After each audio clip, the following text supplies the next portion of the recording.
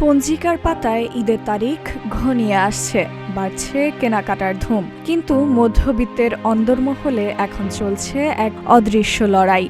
গত কয়েক মাসে লাফিয়ে লাফিয়ে বাড়া দ্রব্যমূল্য আর জীবনযাত্রার ব্যয় যেন কেড়ে নিয়েছে উৎসবের পূর্ণতা।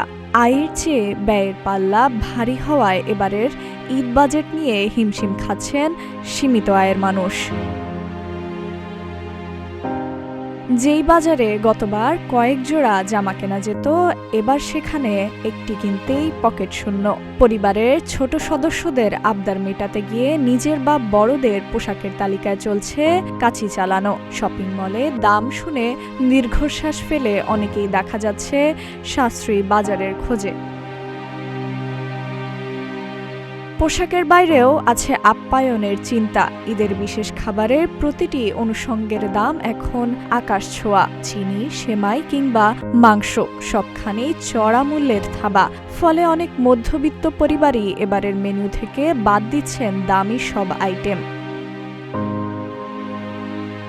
মধ্যবিত্ত মানেই তো ত্যাগের আরেক নাম। সবার মুখে হাসি ফোটাতে গিয়ে নিজের স্বাদকে বিসর্জন দেওয়া। তবুও দিন শেষে মধ্যবিত্তের চাওয়া সব বাধা পেরিয়ে উৎসবের এক চিলতে হাসি যেন ঘরে ঘরে অমলিন থাকে।